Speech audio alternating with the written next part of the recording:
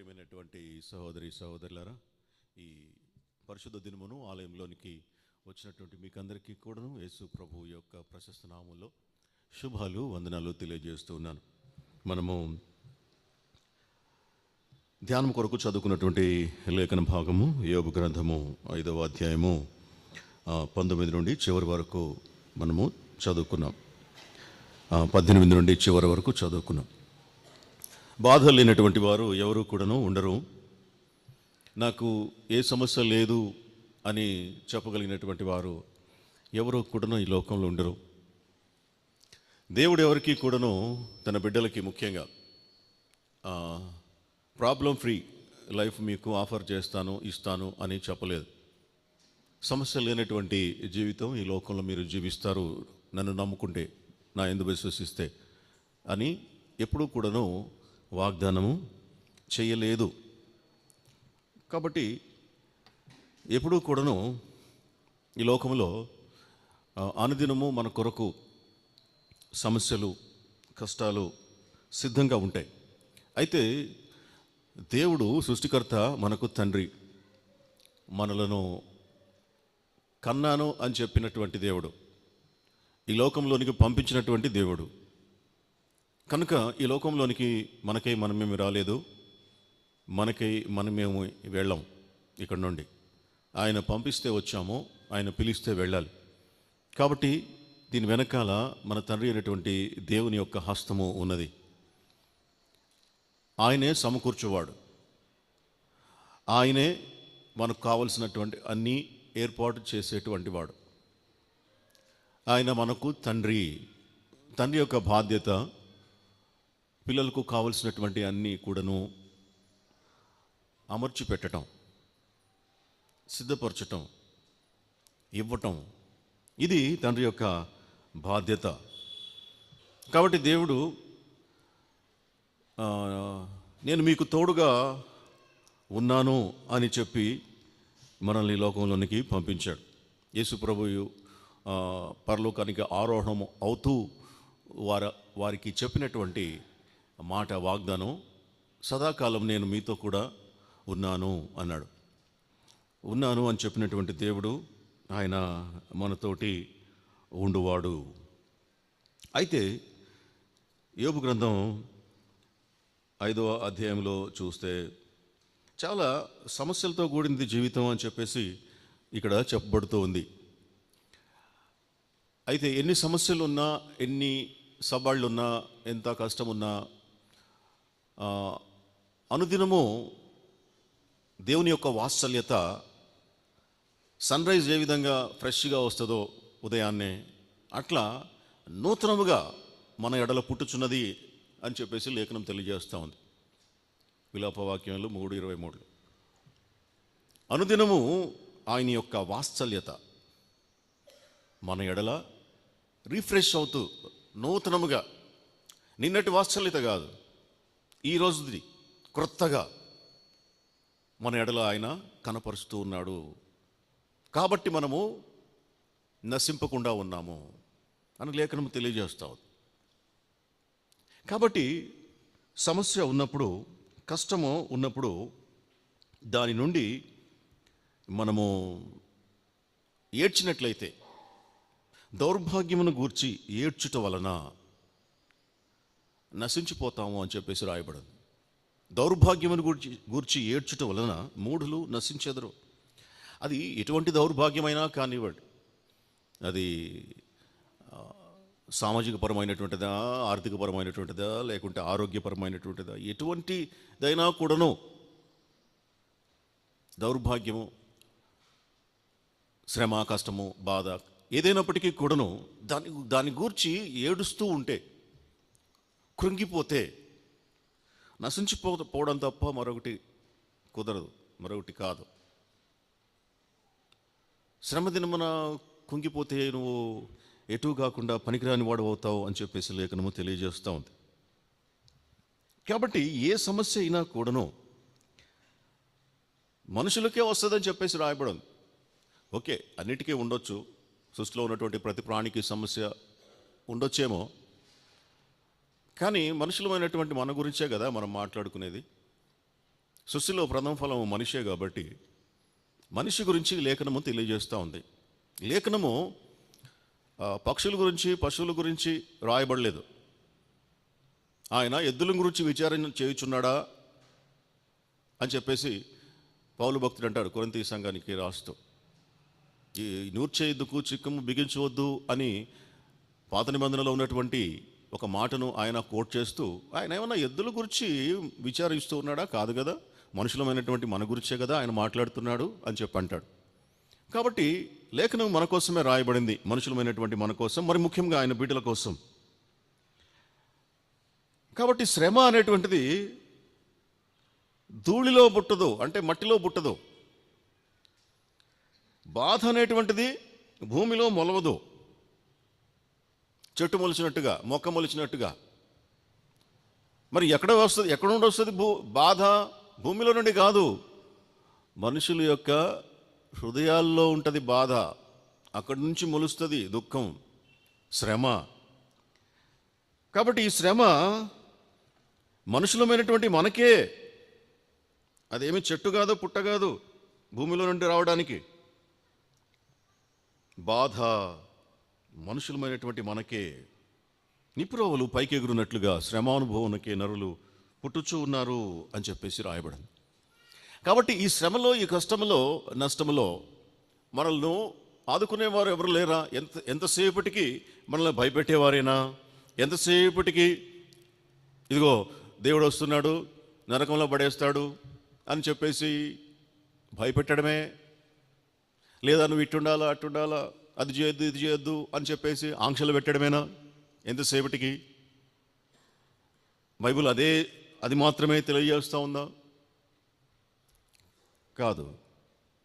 మనిషికి ఏమేమి కావాలనో ఈ లోకంలో బ్రతకడానికి, బ్రతికి నిత్యత్వంలోనికి వెళ్ళటానికి ఎంత మేరకు అవసరమో అన్నీ కూడాను లేఖనంలో ఉన్నాయి. కాబట్టి మనం అన్ని విషయాల నుంచి, అన్ని కోణాల నుంచి కూడా విషయాన్ని పరిశీలన చేయాలి. అన్ని కోణాల నుంచి వాక్యాన్ని మనము చదవాలి. కాబట్టి ఈ శ్రమ, ఈ బాధ, ఈ కష్టము వచ్చినప్పుడు ఏం చేస్తాడు అని రాయబడింది లేఖనం. విశ్వాసి దేవుని యొక్క బిడ్డ ఏం చెయ్యాలి అని చెప్పి రాయబడినది. 8వ వచనంలో అంటాడు, అయితే నేను దేవుని ఆశ్రయించుదును, నేను దేవుని ఆశ్రయించుదును. నా యొక్క శ్రమను బట్టి, నా కష్టాన్ని బట్టి, నా దుఃఖాన్ని బట్టి, నా దౌర్భాగ్యాన్ని బట్టి నేను మనుషులను ఆశ్రయించడం లేదు. మనుషులను ఆశ్రయిస్తే నా శ్రమ, నా దుఃఖము, నా బాధ తీరదు. నేను దేవుణ్ణి ఆశ్రయిస్తూ ఉన్నాను. దేవునికే నా వ్యాజ్యము అప్పగించుదును. వ్యాజ్యము అనేటువంటిది కోర్టులో చేసేటువంటిది వ్యాజ్యం. న్యాయస్థానాల్లో వ్యాజ్యం వేస్తారు. కాబట్టి నా సమస్య, నా కేస్ నేను ఎవరికి, మనుషులకు కాదు, మనుషులను ఆశ్రయించను, మనుషులకు చెప్పడం లేదు. నా వ్యాజ్యము దేవునికే అప్పగిస్తూ ఉన్నాను. ఎందుకంటే ఆయన పరిశోధింపజాలని మహాకార్యములను, లెక్కలేనన్ని అద్భుత క్రియలను చేయవాడు. లెక్క పెట్టలేనన్ని అద్భుతాలు ఆయన చేయువాడు. ఆయన చేసేటువంటి అద్భుతాలలో నా జీవితము కూడా ఒకటి. ఎందుకంటే ఈ అద్భుతాన్ని చూసి దావీదు మహారాజుకు భయమును ఆశ్చర్యమును కలిగినాయి. ఏ అద్భుతాన్ని చూసి? తల్లి గర్భములో నేను ఏ విధముగా రూపించబడుతూ ఉన్నాను అనేటువంటి విషయాన్ని గురించి ఆలోచించినప్పుడు, తన గురించే, తన పుట్టుకను గురించి, తాను తల్లి గర్భములో ఏ విధంగా రూపించబడుచూ ఉన్నాడు అనేటువంటి దాని గురించి ఆలోచించినప్పుడు తనకు భయమును ఆశ్చర్యమును కలుగుతున్నవి అని అంటాడు 139వ కీర్తనలో దావీదు మహారాజు. ఇదే గొప్ప అద్భుతము, ఆశ్చర్యము. ఇంకా మనకు తెలియనటువంటి విషయాలు ఎన్నున్నాయో తెలియదు. పరిశోధింప జాలని మహాకార్యములను, లెక్కలేనన్ని అద్భుత క్రియలను ఆయన చేయువాడు. కాబట్టి నా సమస్య అనేటువంటిది ఆయనకు ఒక సమస్య కానే కాదు. నన్నే సృష్టించినటువంటి వాడు నా సమస్యను తీసివేయలేడా? నన్నే తల్లి గర్భంలో నిర్మించినటువంటి దేవుడు నాకు వచ్చినటువంటి సమస్యను తీసివేయలేడా? తీసివేయగలడు. అంతకన్నా గొప్ప కార్యములు చేయవాడు ఆయన. అందుకే నేను నా వ్యాజ్యమును ఆయనకు అప్పగించుకుంటాను, మనుషులకు కాదు. కాబట్టి నా దేవునికే నేను చెప్పుకుంటాను. ఆయన నాకు కార్యములను చేసేటువంటి దేవుడు. ఆయన దీనులను ఉన్నత స్థలములలో ఉంచును. దీనత్వంలో ఉన్నటువంటి వారిని, అన్ని విషయాల్లో దీనత్వం, అన్ని విషయాలు. ఇక్కడ దీనత్వం అని అంటే ఏమీ లేనటువంటి పరిస్థితి. ప్రతి విషయంలో కూడాను లో స్టేజ్, అన్ని విషయాల్లో అంత లోపలికి, అంత బలహీనతలోనికి, అంత లేనితనంలోనికి, అంత దౌర్భాగ్యంలో ఉన్నటువంటి వారిని సైతము ఆయన ఏం చేస్తాడంట? ఉన్నత స్థలములలో ఉంచును. ఉన్నత స్థలములలో ఉంచేటువంటి వాడు. కాబట్టి దుఃఖపడు వారిని క్షేమమునకు లేవనెత్తేటువంటి వాడు. కాబట్టే నా యొక్క వ్యాజ్యము ఆయనకు అప్పగించుకుంటా. కాబట్టి నా యొక్క బాధలు ఆయనకే చెప్పుకుంటా. ఆయననే నేను ఆశ్రయిస్తాను. అయితే కొన్నిసార్లు టోటల్గా మనము మన యొక్క నమ్మకము, విశ్వాసము ఆయన మీద పూర్తిగా పెట్టినప్పుడు, ఆయన మీద సంపూర్ణంగా ఆనుకున్నప్పుడు కూడా ఏం జరుగుతుంది అంటే దేవుని యొక్క శిక్షకు కొన్నిసార్లు గురి కావాల్సి వస్తుంది. ఇదేంది? దేవుణ్ణి ఆశ్రయిస్తే, దేవునికి మన వ్యాజ్యం అప్పగిస్తే ఆయన తిరిగి మనకు శిక్ష పెట్టడం ఏంది? తిరిగి మనల్ని ఆయన బాధలకు గురి చేయడం ఏంటిది? ఇది ఇంకా ఇబ్బందికరమైనటువంటి విషయం కదా. అసలే బాధల్లో ఉండి ప్రభు దగ్గరికి వస్తే, నా కేసు ఆయనకు అప్పగించుకుంటే శిక్ష నాకే ఇస్తాడేంది? కొన్నిసార్లు అట్లా కూడాను జరుగుతుంది. అందుకే 17వ వచనంలో అంటాడు, దేవుడు గద్దించు మనుష్యుడు ధన్యుడు. సర్వశక్తుడకు దేవుని శిక్షను తృణీకరింపకము. సర్వశక్తుడకు దేవుడు ఎందుకు శిక్షిస్తాడో తెలియదు, ఎందుకు ఆశీర్వదిస్తాడో తెలుసా? దేనిని బట్టి? మన మంచితనాన్ని బట్టా, మన గొప్పతనాన్ని బట్టా, మన యొక్క భక్తిని బట్టా? ఏ మంచితనం ఉందని దేవుడు మనలను ఆశీర్వదిస్తాడు? ఏ గొప్పతనం ఉందని చెప్పి దేవుడు మనల్ని పైకెత్తి నిలవబెడతాడు? మన గొప్పతనమును బట్టి, మన మంచితనమును బట్టి కాదు, ఆయన యొక్క ప్రేమను బట్టి, ఆయన యొక్క గొప్పతనమును బట్టి, ఆయన యొక్క మంచితనమును బట్టి ఆయన మనల్ని ఆశీర్వదిస్తాడు. మరి అటువంటిప్పుడు మరి శిక్ష కూడాను ఆయన చిత్తానుసారంగానే మనుషులకు పెడతాడు. ఆశీర్వదించినప్పుడు అడగనటువంటి మనము, దీవించినప్పుడు కారణాలు వెతకనటువంటి మనము, శిక్ష వచ్చినప్పుడు మాత్రము 1,00,000 కారణాలను వెతుకుతాం. ఎందుకు పెట్టాడు, ఎందుకు ఇచ్చాడు అని చెప్పేసి. మనుషుల యొక్క నైజం అది. అయితే లేఖనం ఏం తెలియజేస్తుందంటే, ఆయన నిన్ను శిక్షించినప్పుడు నువ్వు తృణీకరించొద్దు. ఆయన గద్దించినప్పుడు నువ్వు విసుక్కోవద్దు. ఆయన గద్దించినప్పుడు ఆ గద్దింపును స్వీకరించితే ధన్యుడు అవుతావు. ఆయన గద్దించు మనుష్యుడు ధన్యుడు అని చెప్పేసి వ్రాయబడి ఉంది. హెబ్రీయులకు రాసిన పత్రికలో ఒకసారి మనము గమనిస్తే, హెబ్రీయులకు రాసిన పత్రిక 12వ అధ్యాయము 7వ వచనం నుండి ఆ. దేవుడు కుమారులనుగా కుమార్తెలనుగా మనలను చూచుచూ ఉన్నాడు. అందుకే మనలను ఆయన శిక్షిస్తూ ఉన్నాడు.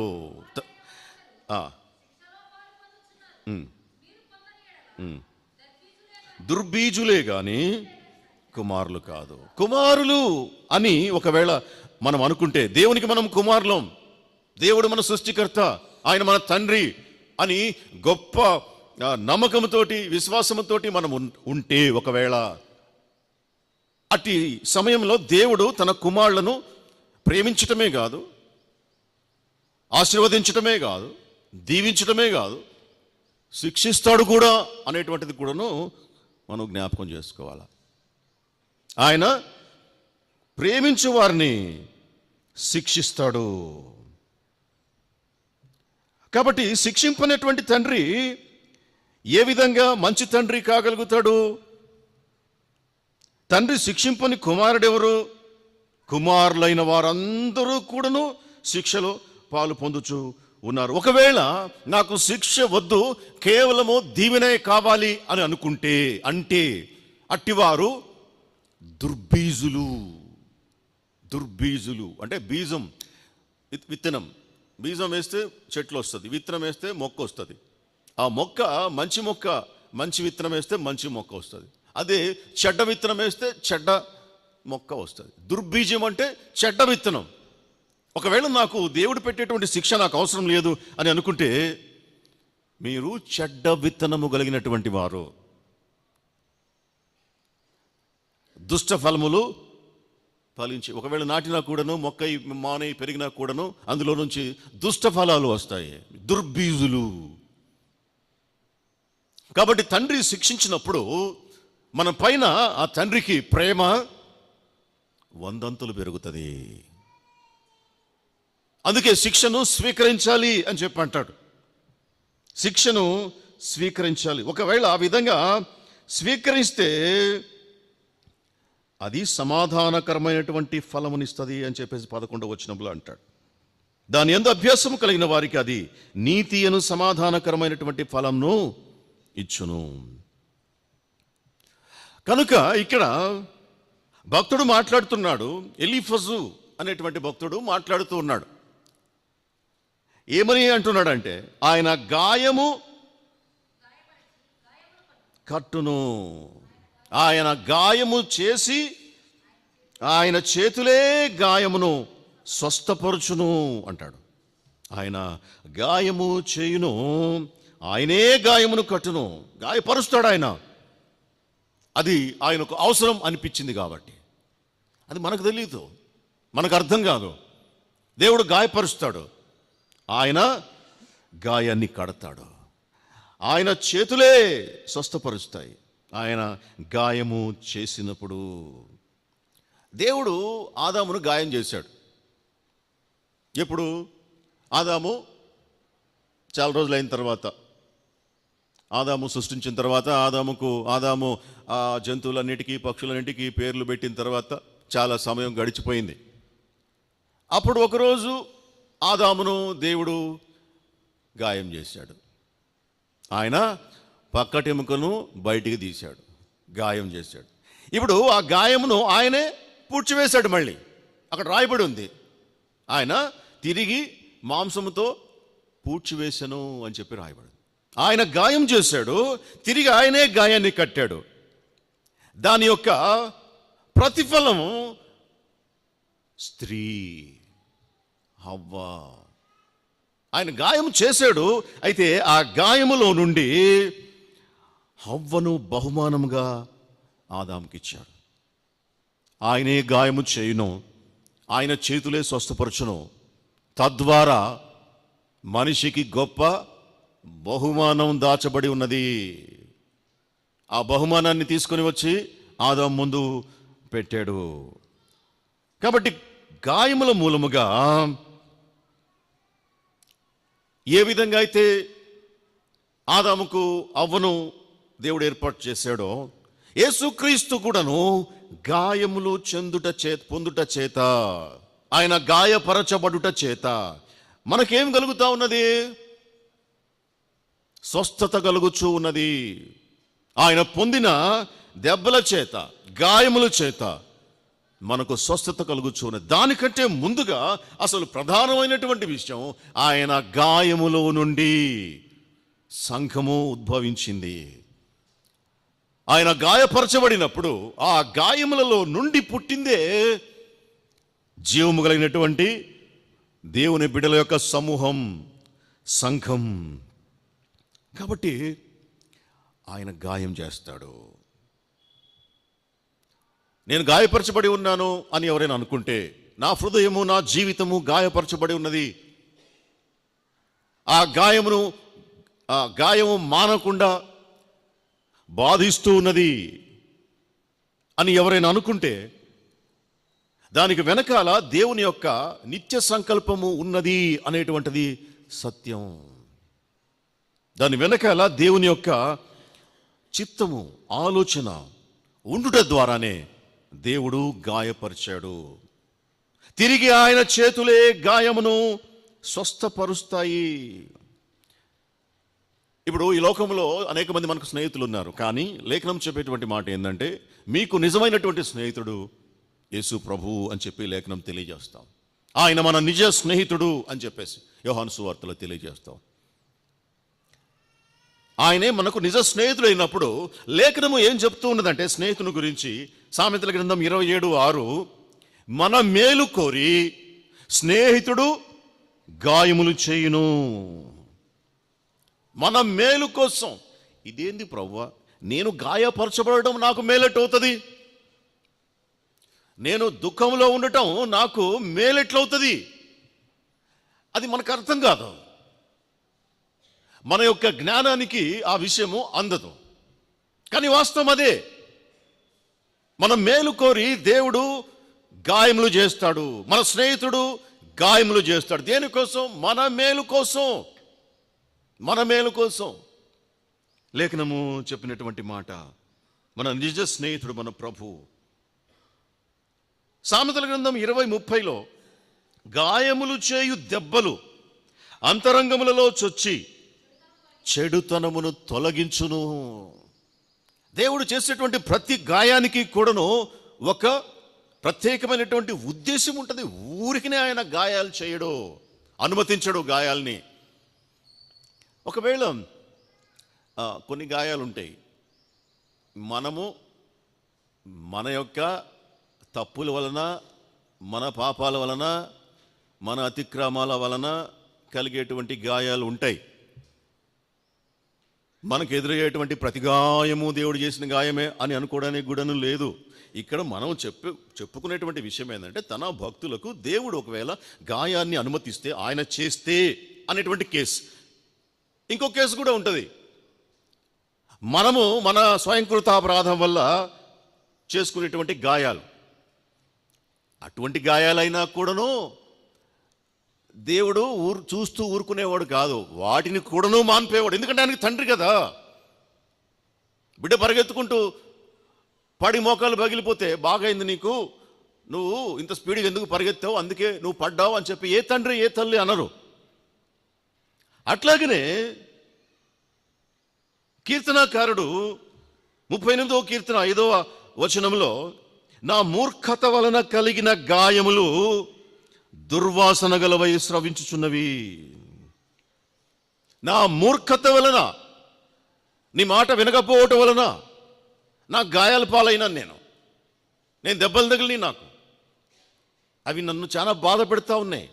గాయాలు మానలేదు, అవి దుర్వాసన బట్టి అందులో నుంచి చీము స్రవించుచూ ఉన్నాయి అని చెప్పి ప్రభు దగ్గర మొరపెడుతూ ఉన్నాడు. అంటే ఏంటిది? గాయాలు మానుపోని.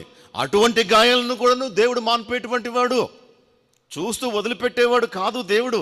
మన తండ్రి ఆయన, మన తండ్రి. ఈ లోకంలో ఒకవేళ ఉంటే చెడ్డ తండ్రులు ఉంటారేమో, ఒకవేళ చెడ్డ తల్లులు ఉంటారేమో. ఎందుకంటే ఇప్పుడు మనం న్యూస్లో చూస్తూ ఉంటాం, కొడుకుని చంపిన తండ్రి, కొడుకుని చంపిన తల్లి, చిన్నపిల్లలను చంపినటువంటి తల్లిదండ్రులు చూస్తూ ఉంటాం. అట్లా ఒకవేళ మనుషుల్లో ఉంటారేమో కానీ చెడ్డ తండ్రి, చెడ్డ తల్లులు. దేవుడు అటువంటి చెడుతనం ఆయనలో ఎంత మాత్రమూ లేదు, ఉండదు. కాబట్టి ఒకవేళ మనము తప్పులు చేసి నేరాలు చేసి గాయాల పాలైనా కూడాను వాటిని దేవుడు కట్టేటువంటి వాడు, సంరక్షించేటువంటి వాడు. కాబట్టి దేవుడు గద్దించు మనుష్యుడు ధన్యుడు, ఆయన శిక్షను తృణీకరించొద్దు. ఆయన గాయపరిచి గాయము కట్టును, ఆయన గాయము చేయును, ఆయన చేతులే స్వస్థపరచును. ఇది విశ్వాస యొక్క నిరీక్షణ. ఆ క్రమంలో ఏమంటాడంటే 6 బాధలలో నుండి ఆయన నిన్ను విడిపించును, 7 బాధలు కలిగినను నీకు ఏ కీడు తగలదు. 6 బాధలు 7 కీడులు అంటున్నాడు. ఇవి 6, 7 అనేటువంటివి ఇంతకు 6, 7, 6 బాధలు అంటున్నాడు, మళ్ళీ 7 బాధలు అంటున్నాడు. ఇంతకు 6, 7 అనేటువంటి క్వశ్చన్ వస్తుంది. ఇప్పుడు ఇక్కడ 6, 7 అనేటువంటిది ఒక సంఖ్య కాదు,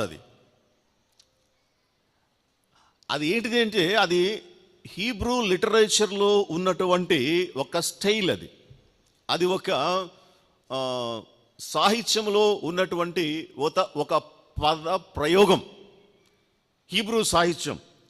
ఇప్పుడు చూస్తే సామెతల గ్రంథం 6వ అధ్యాయము 16వ వచనంలో చూస్తే యెహోవాకు అసహ్యములైనవి 6 కలవు అంటాడు.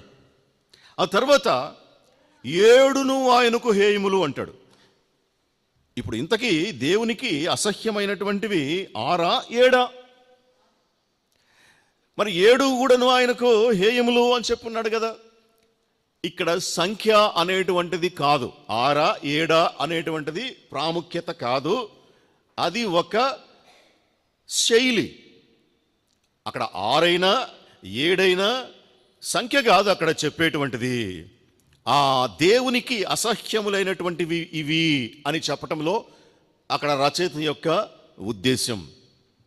ఇక్కడ కూడాను 7 బాధలు 6 బాధలు అంటే బాధలు 7 రకాల బాధలు, లేకుంటే 8 రకాలు, లేకుంటే 6 రకాలు అని కాదు. అక్కడ ఎన్ని బాధలైనా అని అర్థం. అక్కడ ఎన్నైనా.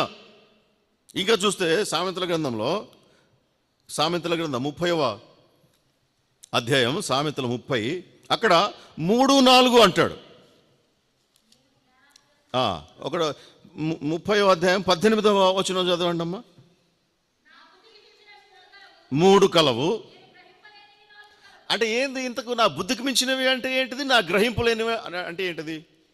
2 ఒకటే. నా బుద్ధికి మించినవి 3 ఉన్నాయి, నేను గ్రహింపు లేనివి 4 ఉన్నాయి అంటే ఇక్కడ 3, 4 అని కాదు అర్థం. అక్కడ చెప్పదలుచుకున్నటువంటి అంశం మీద కేంద్రీకరిస్తూ మాట్లాడుతూ ఉన్నాడు. అదేవిధంగా 21వ వచనంలో అంటాడు భూమిని వణికించినవి 3 కలవు, అది మోయలేనివి 4 కలవు. 29వ వచనం డంబముగా నడిచినవి 3 కలవు, టీవీతో నడిచినవి 4 కలవు. అంటే ఇక్కడ చెప్పదలుచుకున్నటువంటి అంశములు ప్రధానమైనటువంటివి, కానీ అవి 3, 4 అనేటువంటిది ప్రధానం కానే కాదు. ఇంకా మనం ఒకసారి ఆమోసు గ్రంథం చూస్తే, ఆమోసు గ్రంథంలో పలుమార్లు ఒక మాట రిపీటెడ్గా రాయబడి ఉంటుంది. ఏంది ఆ మాట? 3, 4 సార్లు అనేటువంటి మాట. 3 సార్లు 4 సార్లు అనేటువంటి. ఆమోసు గ్రంథం 1వ అధ్యాయం 3వ వచనం దమస్కు 3 సార్లు 4 సార్లు చేసిన దోషమును బట్టి నేను తప్పకుండా దాన్ని శిక్షించును. 6వ వచనం గాజా 3 సార్లు 4 సార్లు చేసిన దోషమును బట్టి. 9వ వచనం తూరు 3 సార్లు 4 సార్లు చేసిన దోషమును బట్టి నేను తప్పకుండా. 11వ వచనం ఎదోము 3 సార్లు ఈ విధంగా 13వ వచనంలో ఉంది, 2వ అధ్యాయం 1వ వచనంలో ఉంది, 2వ అధ్యాయం 4వ వచనంలో ఉంది, 2వ అధ్యాయం 6వ వచనంలో ఉంది. ఇది ఏంటిది అంటే కేవలము ఇక్కడ 3 సార్లు 4 సార్లే తప్పు చేసింది ఈ దేశము, లేకుంటే ఈ మనుషులని కాదు అక్కడ అర్థం. చాలాసార్లు చేశారు, మెనీ టైమ్స్. అయితే ఇక్కడ ఈ హీబ్రూ స్టైల్ ఇది. 3 అని 4 అని అనడం, 6 లేక 7 అనడం. కాబట్టి సంఖ్య ఇక్కడ ప్రాముఖ్యత కాదు, అక్కడ సంఘటన ప్రాముఖ్యం. తప్పు చేసిన దేశాలు అవి, పలుమార్లు, చాలాసార్లు, లెక్కలేనన్ని సార్లు అని అర్థం. ఇక్కడ కూడాను యోబు గ్రంథంలో 6 బాధలలో నుండి ఆయన నిన్ను విడిపించును, 7 బాధలు కలిగినను నీకు ఏ కీడును తగలదు అంటే కేవలం 6 లేక 7 అని కాదు, ఎన్ని బాధలైనా ఆయన నిన్ను విడిపిస్తాడు, ఎన్ని కష్టాలైనా ఆయన నీకు కీడు తగలకుండా నిన్ను రక్షిస్తాడు అని అర్థం. మొదటిగా బాధలు, ఏం బాధలు? క్షామకాలమున అనేటువంటి మాట అంటాడు. క్షామకాలమున, క్షామం అంటే కరువు, ఆకలి, వస్త్రహీనత, లేకపోవడం, ఇది క్షామం, కరువు కాలం. కరువు చాలా బాధాకరం. లేమి, కరువు అంటే కేవలం మొదటి బాధ ఏంటంటే అన్నం లేకపోవడం, ఫుడ్ లేకపోవడం, తిండి లేకపోవడం. కరువు మొదటి సమస్య కరువులో, ఆ తర్వాతనే ఏదైనా. క్షామకాలం అంటే తిండి లేనటువంటి దినాలు. మన దేశం సుసంపన్నమైన బహువిధమైనటువంటి దేశం అని చెప్పేసి మనం చెప్పుకుంటాం కదా. మన దేశంలో కరువులో 10,000 మంది ప్రతిదినము చనిపోతూ ఉన్నారు. అంటే తిండి లేక, కేవలము తిండి లేక, అన్నము లేక, కడుపు మాడి చనిపోయేవాళ్ళు వేల సంఖ్యలో ఉన్నారు. ప్రపంచంలో దాదాపు 30,000 మంది ప్రతిరోజు చనిపోతూ ఉన్నారు. ఇప్పుడు మనము ఈ కరువును గురించి మాట్లాడుకున్న తర్వాత కనీసం 2-3 చనిపోయి ఉంటారు మన దేశంలో. అంతగా ఆకలి బాధ ప్రపంచాన్ని పట్టి పీడిస్తూ ఉన్నది. ఆకలి బాధ చాలా బాధాకరం, ఓర్చుకోలేనటువంటిది, కష్టతరమైనది. ఆకలి బాధ ఒక వ్యక్తిని చంపేస్తుంది. ఇప్పుడు తప్పిపోయిన కుమారుడు ఆయన ఏమంటాడు? నా తండ్రి ఇంట అనేక మందికి ఆహారం కలదు, ఇక్కడ నేను ఆకలికి చచ్చిపోచున్నాను అన్నాడు. ఇక్కడ నేను ఆకలికి చచ్చిపోచున్నాను అంటే ఇంకా ఇంకా కొంతకాలం అట్లాగే ఉంటే చచ్చిపోతాడు తిండి లేక. అంటే ఆకలి చంపేస్తుంది మనిషిని. బైబిల్ కూడా దాన్ని ఉటంకిస్తూ ఉంది. ఆకలి మనిషిని చాలా విపత్కరమైనటువంటి పరిస్థితుల్లోనికి నెట్టేస్తుంది అని చెప్పేసి. ఆకలి బాధ మనిషిని ఏ పని చేయించడానికైనా సిద్ధపరుస్తుంది, ఏ పని చేయడానికైనా కూడాను, కూలి పని చేయడానికైనా, ఇంకా మరి ఏ పని చేయడానికైనా కూడాను ఆకలి బాధ మనిషిని ముందుకు నడిపిస్తుంది. ఆకలి అనేటువంటిది మనిషిని నేరం చేయటానికి కూడాను నడిపిస్తుంది. ఆకలి బాధ, నేరం, క్రైమ్ చేస్తారు ఆకలికి తట్టుకోలేక, ఆకలి తీర్చుకోవడానికి. ఆకలి బాధ మనిషిని శోధనలో, కష్టంలో పడేస్తుంది, పాపంలో పడేస్తుంది ఆకలి బాధ. ఉదాహరణకు ఆదికాండం 25వ అధ్యాయంలో, ఆదికాండం 25వ అధ్యాయం 29వ వచనంలో ఏశావు చాలా ఆకలి కొని పొలం నుండి ఇంటికి వస్తాడు.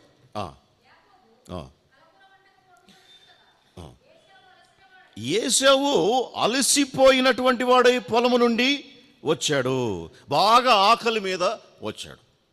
ఇప్పుడు ఆయనకు తినాలనుకుంటే తినొచ్చు, ఆయనకు ఉంది. ఆస్తిపరులు వాళ్ళు, వాళ్ళ తండ్రి ఆస్తిపరుడు, వారు ఆస్తిపరులు, వారికి లేదంటూ లేదు. తిండి అంటే అసలు వాళ్లకు తిండి లేదంటే కుదరదు. వారికి చాలా పశువులు ఉన్నాయి, పొలాలు ఉన్నాయి. అయినప్పటికీ కూడాను ఆకలి మీద ఉండబట్టి, పొలము నుండి ఆకలితోటి రాబట్టి ఏశావు ఏం చేశాడు? యాకోబును అడిగాడు. ఏమని? ఆ వంట, నువ్వు చేస్తున్నటువంటి వంట నాకు దయచేసి పెట్టుము. నేను అలసి ఉన్నాను. 30 వచనం, ఆ ఎర్ర ఎర్రగా ఉన్న దానిలో కొంచెము దయచేసి నాకు పెట్టుము అని అడిగాను. ఆ ఎర్ర ఎర్రగా ఉన్న అంటే ఎందుకు అంతగా అట్రాక్ట్ అయినాడు ఆ వంట కోసం? ఆకలి బాధ, ఆకలి చేత తన యొక్క అత్యుత్తమమైనటువంటి జ్యేష్ఠత్వాన్ని సైతం కాలదన్నుకునేంతగా ఆకలిగా ఉన్నాడు. కొంచెం ఓర్చుకుంటే మంచి వంట తయారు చేసుకోవచ్చు, కొంచెం సేపు ఆగితే ఏమో. కానీ ఆకలి నాకు ఆకలి చాలా ఉంది, ఆ ఎర్రగా ఉన్నటువంటిది పెట్టు, నువ్వు పెట్టకపోతే నేను చచ్చిపోతా అంటే అంత ఆకలిస్తుందేమో. అక్కడ అంటాడు కదా, అన్నాడు. 32 వచనం, ఏశావు నేను చావబోతున్నాను కదా, జ్యేష్ఠత్వము నాకెందుకు, నేను చచ్చిపోతున్నా ఈ ఆకలికి, ఆ జ్యేష్ఠత్వం ఉంచుకొని నేనేం చేసుకుంటాను చచ్చిపోయిన తర్వాత అంటే డిసైడ్ అయిపోయాడు. నేను తట్టుకోలేకపోతున్నా ఆకలికి, నువ్వు అది పెట్టు అంటే, అయితే నీ జ్యేష్ఠత్వం ఇస్తావా? తీసుకోపో, నాకెందుకు, చచ్చిపోయిన తర్వాత నేను చచ్చిపోతున్నా, ఆకలికి చచ్చిపోతున్నా అంటే. ఆకలి ఒక వ్యక్తిని ఎటువంటి నైతిక విలువలు పాటించని మనిషిగా తయారు చేస్తాయి. చాలా కష్టతరమైనది ఈ ఆకలి.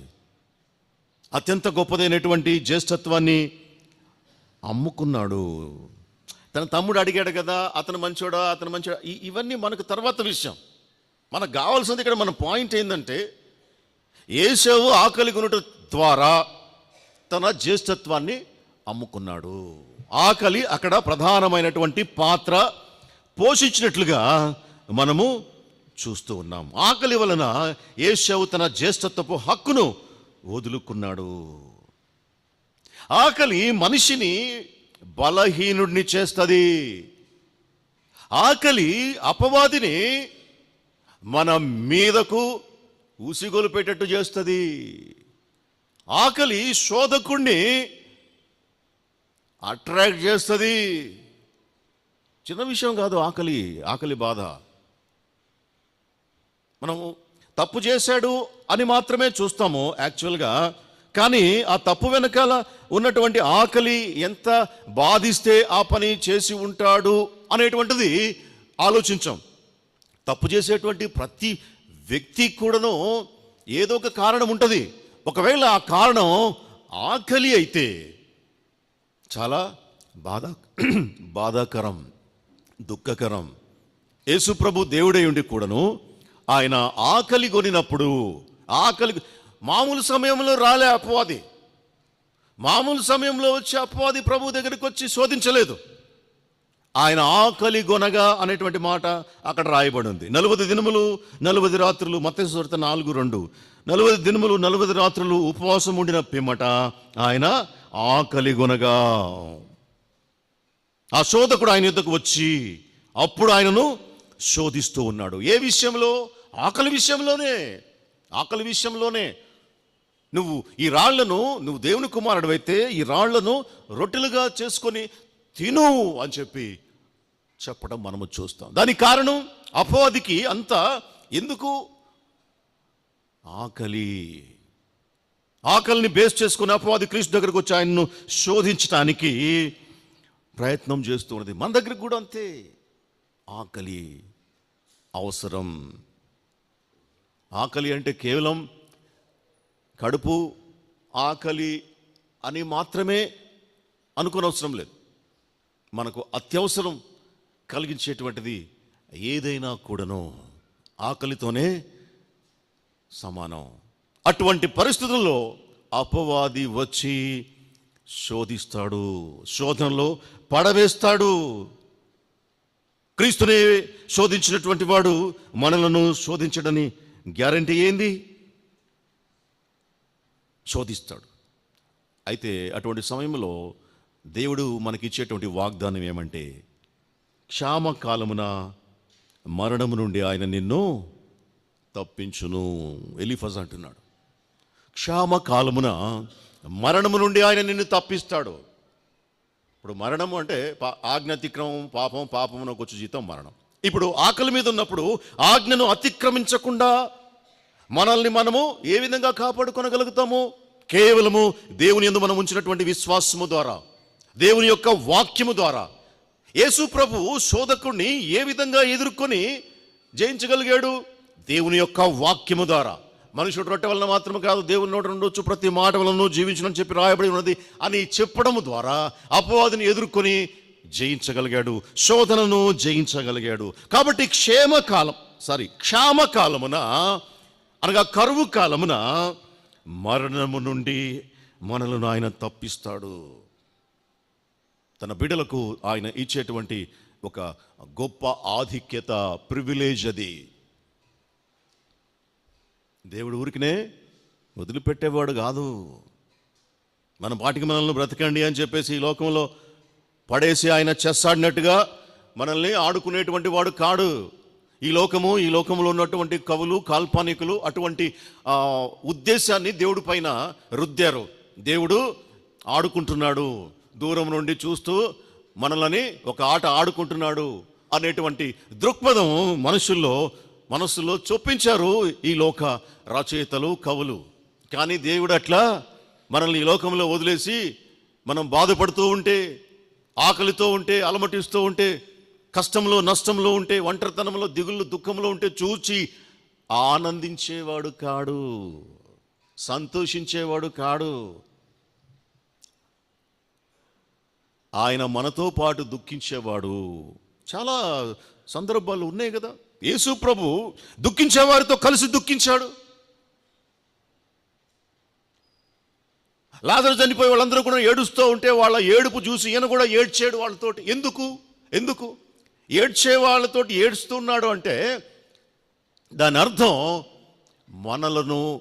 మన దుఃఖాన్ని ఆయన చూస్తూ ఉన్నాడు. మనతో పాటు ఆయన కూడాను దుఃఖించేటువంటి దేవుడు మన దేవుడు. అంత మైన్యూట్గా మనలను ఆయన అబ్జర్వ్ చేస్తూ ఉండేటువంటి వాడు. మనల్ని ఏమి ఈ లోకంలో గాలికి వదిలేసేటువంటి దేవుడు కాదు. మన బాధలు, మన దుఃఖాలు, మన ఒంటరితనాన్ని ఆయన చూస్తూ ఎంజాయ్ చేసేటువంటి దేవుడు కాదు. ఆయన మనకు తండ్రి. ఏ తండ్రి కూడాను తన పిల్లలు అట్లా బాధపడతా ఉంటే చూస్తూ ఉండేటువంటి వారు కానే కాదు. అటువంటిది మీరు చెడ్డవాళ్ళయ్యుండి, అంటే మనుషుల గురించి అంటాడు. మనుషులు మామూలుగా చెడ్డవాళ్లే కదా. మనుషుల గురించి మీరు చెడ్డవాళ్ళయ్యుండి మీ పిల్లల గురించి మీరు అంత శ్రద్ధగా ఆలోచన చేసినప్పుడు మరి మీ పరలోకపు తండ్రి ఇంకా మీకెంత మంచి వాటిని ఇవ్వటానికి ఆయన ఇష్టపడుతున్నాడు. యేసుప్రభువు చెప్పినటువంటి మాట మనకు అందరికీ తెలుసు. దేవుడు ఎప్పుడు కూడా చూస్తూ ఊరుకునేవాడు కాడు. ఎప్పుడు కూడాను మనం ఎప్పుడు ఆ ఆలోచన కూడా మనసులోనికి రానియకూడదు. క్షామకాలమున ఆయన తప్పిస్తాడు. యోసేపు ఐగుప్తుకు వెళ్ళాడు, ఐగుప్తులో అధికారిగా ఉన్నాడు. ఆ దేశంలో కరువు విపరీతంగా ప్రబలినట్లుగా మనం చూస్తాం. ఆదికాండం 42:5 ఆదికాండం 42:5 కరువు కానాను దేశంలో కూడా ఉండెను అని చెప్పేసి రాయబడింది. ఎందుకంటే వర్షం లేదు. ఆ ప్రాంతంలో మామూలుగానే ఎడారి ప్రాంతం, వర్షం లేకపోతే అసలు పంటలు ఉండవు. అటువంటి ప్రాంతంలో కరువు, ఆ ప్రాంతం అంతా కూడాను కరువు విస్తరించింది. అక్కడ ఉన్న ఆ ప్రాంతంలో ఉన్న దేశాలన్నీ కూడాను ఆకలికి అలమటించేటువంటి పరిస్థితి ఏర్పడింది. 7 సంవత్సరములు కరువు బహుభారముగా ఉండెను అని చెప్పేసి అక్కడ రాయబడింది. ఆదికాండం 42:5 7 సంవత్సరములు కరువు. ఎంత కష్టం, ఎంత ఆకలి. అయితే దేవుడు యోసేపు జీవితంలో చూస్తే యోసేపును చిన్న వయసులోనే గాయాల పాలు చేశాడు. చిన్న వయసులోనే అన్నలు తీసుకొని పోయేసి గుంటలో పడేశాడు ఫస్ట్. అక్కడి నుండి ఆ మిద్యానీయులైనటువంటి ఇష్మాయేలీలకి అమ్మేశాడు. వాళ్ళు అక్కడి నుండి తీసుకొని పోయేసి ఐగుప్తుకి తీసుకుపోయి పోతీఫరకు అమ్మేశారు. ఇవన్నీ ఏంటివి? ఇవన్నీ గాయాలు. ఆ వయసుకి ఇవన్నీ ఏంటివి? గాయాలు. ఆయన గాయము చేయును. యోసేపు జీవితంలో కూడాను గాయాలు. పోతీఫర్ ఇంట్లో పోతే సరే అక్కడ కొంచెం బాగుంది అనుకునే లోపల అక్కడ ఇంకొక గాయం, పోతీఫరు భార్య రూపంలో. అక్కడ నుంచి చేస్తే మళ్ళీ చెరసాల్లో అదొక గాయం. సరే చెరసాల్లో ఉన్న తర్వాత ఆ పానదాయకుడు, భక్ష్యకారుడు ఆ కలలు కనడం, అవి వాళ్లకు చెప్పడం, వాళ్ళ విషయంలో నువ్వు బయటికి వెళ్ళిన తర్వాత నాకు కొంచెం హెల్ప్ చేయి అని చెప్తే మర్చిపోయినాడు. జైల్లో మగ్గిపోతూనే ఉన్నాడు యోసేపు. ఎంత గాయం, చిన్న వయసులోనే. ఆ తర్వాత ఫరోకి కలొచ్చి ఆ కలభావం అర్థం కాక గిలగిలా కొట్టుకుంటున్న సమయంలో అప్పుడు చెప్పారు ఈ జైల్లో ఉన్నటువంటి వ్యక్తి యోసేపుతోటి. జైల్లో ఉన్నప్పుడు నేను కలగన్నప్పుడు చెప్పాడు, నా కళ దాని భావమే నేను ఇప్పుడు ఇక్కడ బ్రతికుండడం. కాబట్టి ఒకసారి యోసేపుని పిలిపిస్తే చెప్తాడు నీ కలభావం. సరే యోసేపుని దేవుడు ఫరో పిలిపించి కలభావం చెప్పమంటే చెప్పేశాడు. ఆ దెబ్బకి ఏమైనాడు యోసేపు? ఫరో తర్వాత వ్యక్తిగా, ఫరో తర్వాత నెక్స్ట్ ఫరో ఆయనే ఇంకా గొప్ప అధికారిగా అయినాడు. ఈ ప్రాసెస్ అంతా పడడానికి ఎంత టైం పట్టింది? చాలా టైం పట్టింది, సంవత్సరాలు బట్టే. ఈ సంవత్సరాలు గాయంతోటే యోసేపు బాధపడుతూనే ఉన్నాడు. ఆయన గాయము చేయును, ఆయన చేతులే గాయములను కట్టును, స్వస్థపరచును. యోసేపు జీవితంలో ఇది నెరవేరింది. ఆయన ఇప్పుడు ఫరో అంతటి వాడు అయినాడు. ఫరో అంతటి వాడు. ఫరో కల తెలిపినప్పుడు తాను ఐగుప్తుకు అధికారి కావడం.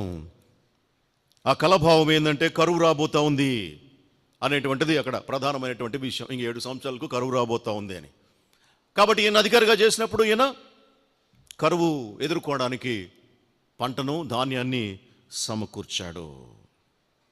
దేశమందంతటా కూడాను గిడ్డంగులు ఏర్పాటు చేసి ధాన్యాన్ని సమకూర్చాడు. ఆదికాండం 41:57. ఆ కరువు ప్రతి దేశమందును భారమైనందున సమస్త దేశస్థులు యోసేపునొద్ద ధాన్యము కొనుటకు ఐగుప్తుకు వచ్చిరి. చూసారా, దేవుడు గాయం చేసి ఆ గాయం ద్వారా ఐగుప్తు పంపించి ఐగుప్తులో అధికారిగా చేసి రాబోయేటువంటి కరువు నుండి ఐగుప్తును మాత్రమే కాదు, చుట్టుపక్కల ఉన్నటువంటి దేశాలలో ఉన్నటువంటి మనుషులను కూడాను కరువు నుండి కాపాడగలిగేటువంటి స్థితిలో యోసేపును దేవుడు పెట్టడం అనేటువంటిది దేవుని యొక్క ప్రణాళిక. అందుకే ఆయన గాయం చేశాడు. అందుకే చిన్న వయసులోనే ఐగుప్తుకు తీసుకుని వెళ్ళాడు. అక్కడ అధికారిగా ఉన్నాడు కరువును ఎదుర్కొనటానికి. యోసేపు అన్నలు ఐగుప్తులో ధాన్యము కొనడానికి వెళ్ళారు. అక్కడ ధాన్యం దొరుకుతుందని మర్చిపోయినారు. తమ్ముడు గురించి ఆలోచనే లేదు. ఆదికాండం 45:4-5లో అప్పుడు యోసేపు వారి అన్నదమ్ములను చూచి అంతటా యోసేపు నా దగ్గరకు రండి తన సహోదరులతో చెప్పినప్పుడు వారు అతని దగ్గరకు వచ్చిరి. అప్పుడు ఐగుప్తునకు వెళ్ళినట్లు మీరు నన్ను అమ్మివేసిన మీ సహోదరుడైన యోసేపును నేను ఇక్కడికి వచ్చినట్లు మీరు నన్ను అమ్మివేసినందుకు దుఃఖపడబాకండి. అది మీకు సంతాపము పుట్టియనీయకుడి. ప్రాణరక్షణ కొరకు దేవుడు మీకు ముందుగా నన్ను పంపించెను. చూసారా, కనిపెట్టేశాడు యోసేపు, కనిపెట్టేశాడు. ఈ కరువును ఎదుర్కొనటానికి దేవుడు ముందుగా నన్ను సిద్ధపరిచి నన్ను బాగా పొడిచి గాయపరిచి ఆ గాయములను కట్టి ఇప్పుడు నన్ను అధికారిగా ఇక్కడ నిలిపి ఈ కరువును ఎదుర్కొనటానికి దేవుడు మీకు ముందుగా నన్ను ఇక్కడికి పంపించాడు. అందుకే క్షామకాలమున మరణము నుండి ఆయన తప్పిస్తాడు అనేటువంటిది సత్యం. యాకోబు కుమారులనే కాదు, అనేక మందిని, మనుషుల్ని కరువు నుండి తప్పించడానికి ఒక యేసేపును దేవుడు గాయపరిచి, కొల్లబడిచి, బాగు చేసి వాడుకున్నాడు. ఆయన గాయపరచడంలో పెద్ద ప్రణాళిక ఉంటుంది. ఎవ్వరు గాయపరచబడి ఉన్నాము మేము అని కృంగిపోవడానికి వీల్లేదు. లేఖనం తెలియజేస్తూ ఉంది, ఆయన గాయపరచును, ఆయన చేతులే స్వస్థపరచును. యోసేపు అనుకొని ఉండుంటాడా? గుంట్లో పడ్డప్పుడు అనుకొని ఉండుంటాడా? పోతీఫర్కి అమ్మినప్పుడు అనుకొని ఉండుంటాడా? జైల్లో పడ్డప్పుడు అనుకొని ఉండుంటాడా? నేను ఈ స్థితిలో ఉండబోతాను, ఫరో రాజు తర్వాత రాజుగా నేను ఉండబోతాను, ఈ చుట్టుపక్కల ఉన్నటువంటి ప్రజలందరినీ కరువు నుండి నేను రక్షించబోతాను. లేదు, అనుకొని ఉండకపోవచ్చు. మనము కూడా అంతే. మనకు తెలియదు ఫ్యూచర్. మన పరిస్థితి ఒకవేళ యేసు పరిస్థితిలాగా గాయాల పాలై ఒక కరువులో, ఇబ్బందుల్లో, కష్టాల్లో ఉన్నా ఆయన క్షామకాలమున మరణము నుండి రక్షించేటువంటి దేవుడు. అందుకే రోమీయులకు రాసిన పత్రిక 8:28 రాయబడి ఉంది, దేవుని ప్రేమించు వారికి, అనగా ఆయన సంకల్పము చొప్పున పిలువబడినటువంటి వారికి సమస్తమును సమకూడి జరుగుచున్నవి మేలు కలగటానికి. మరణము కంటే కీడు ఇంకేముంది అని అనుకోవచ్చు మనం. ఏం మేలు? ఆరోగ్యం లేదు, మేలా? ఏం మేలు? ఇబ్బందులు ఉన్నాయి, మేలా? ఏం మేలు? మరణం వచ్చి కొట్టింది, మేలా? బైబిల్ చెప్పేది ఏంటంటే మేలే. ఒకరి జన్మదినం కంటే ఒకరి మరణ దినము మేలు. లేఖనం చెప్తుంది మరి, మేలు కలగటానికి సమస్తము సమకూడి జరుగుతూ ఉన్నాయి. జరిగేవన్నీ కూడాను దేవునికి ఎరుక లేకుండా ఏది జరగటం లేదు. విశ్వాస జీవితంలో దేవునికి తెలియకుండా ఏ గాయము మనల్ని తాకదు. మనం గాయపరచబడి ఉన్నాము అంటే ఆయనే గాయానికి అనుమతించాడు. ఆయన చేతులే స్వస్థపరుస్తాయి. గాయాల పాలైనాము అనేటువంటిది ఎంత సత్యమో, రేపు దేవుడు మనలను స్వస్థపరచబోతూ ఉన్నాడు అనేటువంటిది కూడాను అంతే సత్యం. లేఖనంలో ఉన్నటువంటి విషయం. కరువులో దేవుడు, క్షామంలో రక్షించేటువంటి వాడు. సారెపతు విధవరాలు, ఏలియా విషయం మనకు తెలుసు. క్షామం వచ్చింది, కరువు వచ్చింది. ఏలియానే పోయి ఆ కరువును గురించి ప్రకటించాడు ఆహాబు దగ్గరికి వెళ్ళి, కరువు రాబోతా ఉంది అని చెప్పేసి. అయితే తన బిడ్డను కరువులో చంపాడా? క్షామం నుండి రక్షించాడు. క్షామం వలన మరణము నొందకుండా ఏలియాని కాపాడాడు. సృష్టిలో ఉన్నటువంటి పక్షులకు ఆజ్ఞాపించి ఏలియాని కాపాడాడు. మనుష్యులు ఎక్స్పెక్ట్ చేయనటువంటి రీతిలో దేవుని సహాయం వస్తుంది. అది అక్కడ మనం అర్థం చేసుకోవాల్సింది. కాకులు వచ్చి ఏలియాకు పెట్టాయి అని అంటే అర్థం ఏంటిదంటే, మనుష్యులు అనగా మనతో సహా ఎదురు చూడనటువంటి రీతిలో దేవుని సహాయం వస్తుంది. అది మనం ఎప్పుడు ఆలోచించి ఉండం. ఏలియా ఎప్పుడు తన జీవితంలో ఆలోచించి ఉండడు. ఒక కాకి తెచ్చినటువంటి ఆహారాన్ని నేను తినాల్సి వస్తుంది అని అనుకుని ఉంటాడా? మనము అంతే. ఎప్పుడూ కూడాను ఏ విధంగా ఎదురు చూడని రీతిలో దేవుని సహాయం వస్తుంది. కాకులు వచ్చి రొట్టెలు తెచ్చినోయ్, మాంసం తెచ్చింది, తింటున్నాడు బాగా శుభ్రంగా. కొన్ని రోజులు గడిచిపోయింది, ఆ వాగింగ్ ఎండిపోయింది. కొన్నిసార్లు అంతే మన జీవితంలో రీసోర్స్ ఎండిపోతాయి.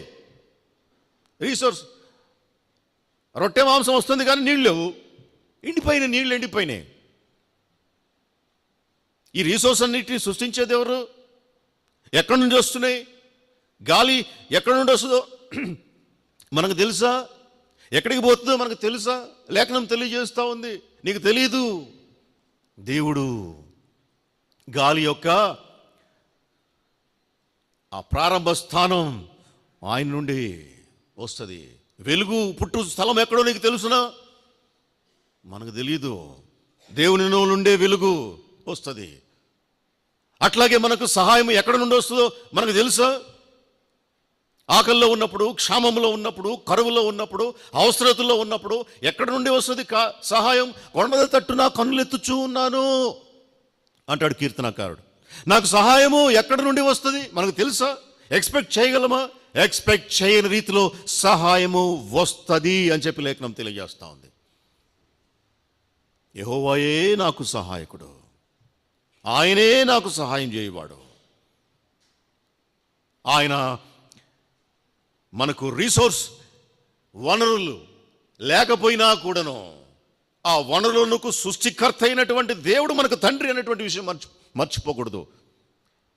ఆ వనరులు కాదు మనల్ని కాపాడేది, మనకున్నటువంటి రీసోర్స్ కాదు మనల్ని బ్రతికించేది. దేవుని యొక్క మాట మనల్ని బ్రతికిస్తూ ఉంది. ఇప్పుడు ఎట్లా చేయాలి? నీళ్ళు అయిపోయినాయి, ఎట్లా తాగాలి? నేను ఎట్లా జీవించాలి? నీళ్ల వలన కాదు నువ్వు బ్రతికింది ఇంతకాలం, నీకు వచ్చేటువంటి రాబడి వలన కాదు నువ్వు ఇంతకాలం బ్రతికింది, నువ్వు తినేటువంటి తిండి వలన కాదు ఇంతకాలం బ్రతికింది, నీకున్నటువంటి బ్యాంక్ బ్యాలెన్స్ వలన కాదు నువ్వు ఇంతకాలం బ్రతికింది. దేవుని యొక్క జీవము కలిగినటువంటి మాట వలన మనం ఇంతకాలం బ్రతికాం. అది ఉన్నంతకాలం మనకు ఏమీ కాదు. ఏమీ కాదంటారు, చచ్చిపోతాం కదా అంట. చచ్చిపోతే ఏమి? సావు మరణం మేలని చెప్తుంది లేఖనం. చచ్చిపోతాం కదా, చచ్చిపో, దేవుడి దగ్గర పోతావు. అదే కదా పౌలు చెప్పింది, సావైతే నాకు మేలు, సావైతే నాకు మేలు. ఈ లోకంలో ఈ అనారోగ్యం, ఈ బాధలు, ఈ కష్టాలు, ఈ నష్టాలు, ఈ అవమానాలు, ఈ దుఃఖాలు ఇవన్నీ కూడా నువ్వు ఎదుర్కొంటూ బతకడం కంటే ఒకవేళ ప్రభువు చిత్తమైతే, ప్రభువు తీసుకుంటే హాయిగా పోతాం. నిరీక్షణ, పౌలు యొక్క నిరీక్షణ, భక్తుని యొక్క నిరీక్షణ. కానీ లేఖనం ఏం చెప్తుంది తెలుసా? క్షామము నుండి మరణమునందకుండా ఆయన నిన్ను తప్పించును, కరువులో కాపాడుతాడు. ఏం చెప్పాడు ఏలియాకు దేవుడు? ఈ వాగు ఎండిపోయింది కాబట్టి నేను నీకు ఇంకొక ఏర్పాటు చేశాను. నువ్వు సారెపత్తు అనేటువంటి ప్రాంతంలో ఒక విధవరాలుకి నేను ఆజ్ఞాపించాను, అక్కడికి నువ్వు వెళ్తే నువ్వు ఈ కరువు నుండి తప్పించబడతావు. దేవుడు ముందే ఏర్పాటు చేశాడు. అది కూడాను ఏలియా ఎక్స్పెక్ట్ చేయలేదు. ఇదేంది ప్రభు విధవరాల దగ్గరికి పంపించడమే అని అడగలేదు. ఇదేంది ప్రభు కాకులు వచ్చి ఆహారం ఇయ్యడమేంది అని అడగలేదు. ఎందుకంటే ఏలియాకు తెలుసు దేవుడు ఎంత గొప్పోడు. మనకు కూడా తెలిసి ఉండాలి, మనకు కూడా తెలిసి ఉండాలి దేవుడు ఎంత గొప్పోడు. ఎంత కఠినమైనటువంటి పరిస్థితుల్లోనైనా కూడాను ఆయన పరిస్థితులను మార్చగలిగినటువంటి దేవుడు అని చెప్పేసి మనకు కూడా తెలిసి ఉండాలా. దుఃఖపడు వారిని క్షేమమునకు లేవనెత్తును, ఆయనే గాయము చేయును, గాయము కట్టును. ఆ విధంగా ఏలియా ఆ సారెపత్తుకు పోయినప్పుడు మొదటి రాజుల గ్రంథం 17వ అధ్యాయం 16వ వచనంలో రాయబడినటువంటి మాట ఏంది? ఏలియా సెలవిచ్చిన ప్రకారం, యెహోవా ఏలియాకు సెలవిచ్చిన ప్రకారం తొట్టెలో ఉన్న పిండి తక్కువ కాలేదు, బుడ్డిలో ఉన్న నూనె అయిపోలేదు. ఇది మిరకిల్ అంటే, ఇది దేవుని యొక్క ప్రొవిజన్ అంటే. ఆయన చంపడు. ఒకవేళ నేను వస్తా ప్రభువా అన్నా కూడాను ఆయన చిత్తము వచ్చేదాకా మనం ఈ లోకంలో మనకు ఆహారము తప్పదు. నేను చావను, నేను సజీవుడినై దేవుని యొక్క క్రియలను నేను వివరించదును. కీర్తనకారుడు ధైర్యం తెచ్చుకొని అన్నటువంటి మాటలు. ముందు కుంగిపోయాడు, బాధపడ్డాడు. ఆ తర్వాత అర్థమైంది, దేవుడు నన్ను క్షామకాలం నా మరణమునకు అప్పగించడు. ఆయన యొక్క సహాయము కరెక్ట్గా పర్ఫెక్ట్ టైమింగ్లో వస్తుంది. కాబట్టి నేను చావను, ఆయన నన్ను చావనివ్వడు. నేను సజీవుడినై దేవుని క్రియలను నేను వివరిస్తాను. ఇది విశ్వాసం. ఈ విశ్వాసానికి ఆధారమైంది ఇప్పుడు మనం చెప్పుకున్నటువంటి వాక్యం అంతా ఆధారం, సాక్ష్యం. ఊరికే మనము విశ్వాసం అని అనడం లేదు. ఇక్కడ అనేకమైనటువంటి అంశాలు, ఉదాహరణలు ఉన్నాయి. మనం నమ్మకం ఉంచటానికి ప్రభువు పైన. కరువు అయిపోయేంత దాకా ఏలియా మరణించలేదు, ఆ విధవరాలు మరణించలేదు, విధవరాలి కుమారుడు మరణించలేదు. యాక్చువల్గా విధవరాలు ఏమనుకున్నది, ఇక ఇదే లాస్ట్ మీల్ అనుకొని చచ్చిపోదాం నువ్వు నాయన అనుకున్నది. నేను చచ్చిపోతా, నా కొడుకు చచ్చిపోతాడు, ఇదే ఆఖరి మీల్ అయిపోయింది, ఇక నాకు లేదు, ఇక ఎంత మాత్రము నిరీక్షణ లేదు, ఇంకెంత మాత్రము నాకు సంతోషం లేదు, ఆహారం లేదు, ఆరోగ్యం లేదు, ఏమీ లేదు, this is the last meal అనుకొని ఆమె అనుకున్నది. కానీ దేవుడు ఆమెను, ఆమె కొడుకును, ఆమెతో పాటు ఒక గొప్ప దైవజనుడిని కరువు అయిపోయేంత వరకు, మళ్ళీ వర్షం పడి పంట పండేంత వరకు పిండి తక్కువగాలే, నూనె తక్కువ కాలేదు.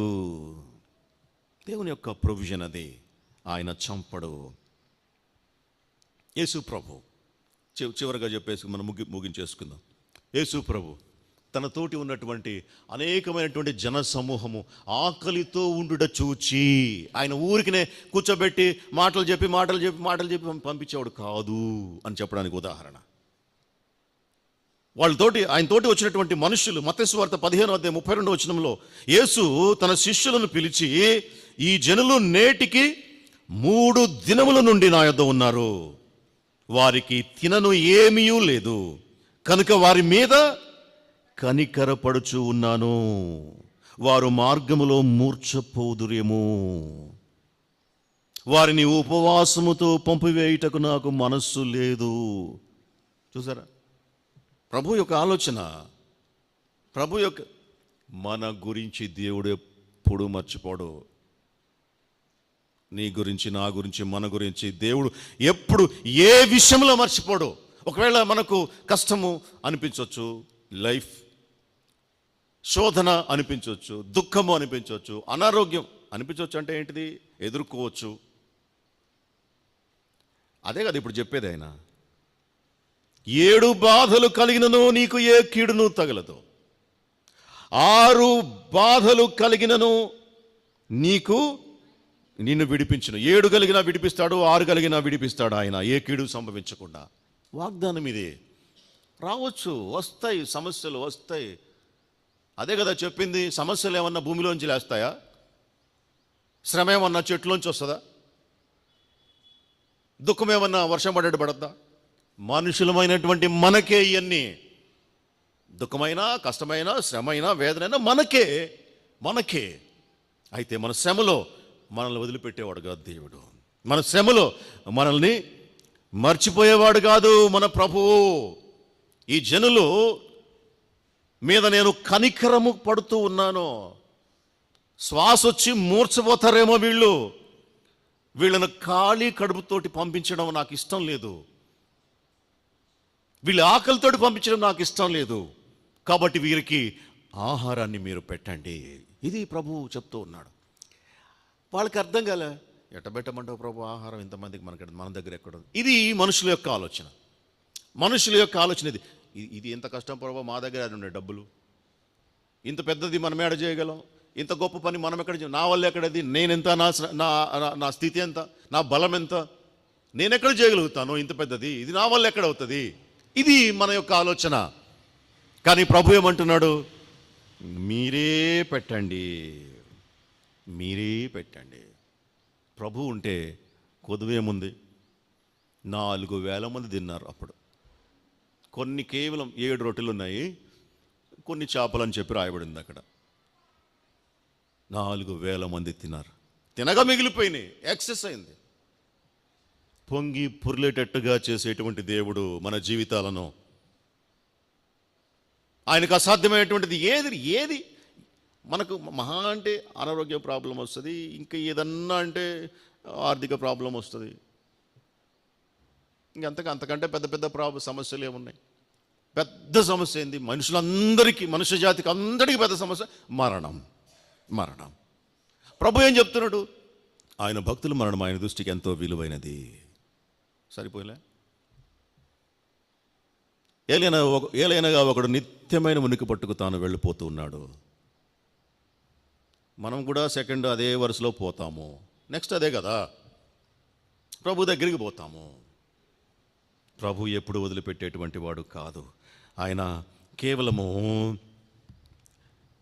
ఈ భౌతికమైనటువంటి ఆహారం మాత్రమే కాదు, ఆత్మీయమైనటువంటి ఆహారాన్ని కూడా ఇచ్చేటువంటి దేవుడు. నేనిచ్చు ఆహారము తినువాడు ఆకలి కొనడు, జీవాహారం. నేనిచ్చు నీళ్లు త్రాగువాడు దప్పిగొనడు. ప్రభు దగ్గరుంది జీవజలములు, జీవాహారం. ప్రభువే, ఇంకెవ్వరూ ఇవ్వలేడు. కాబట్టి క్షామకాలమున ఆయన నీ ప్రాణమును కాపాడేటువంటి వాడు. 6 బాధలు కలిగిన, 7 బాధలు కలిగిన, 17 బాధలు, ఎన్ని బాధలు కలిగినా దేవుడు సంరక్షించి కాపాడేటువంటి వాడు. అట్టి కృప పరిశుద్ధాత్మ దేవుడు మనకు సమృద్ధిగా అనుగ్రహించునుగాక. ఆమెన్. ప్రార్థన చేసుకుందాం.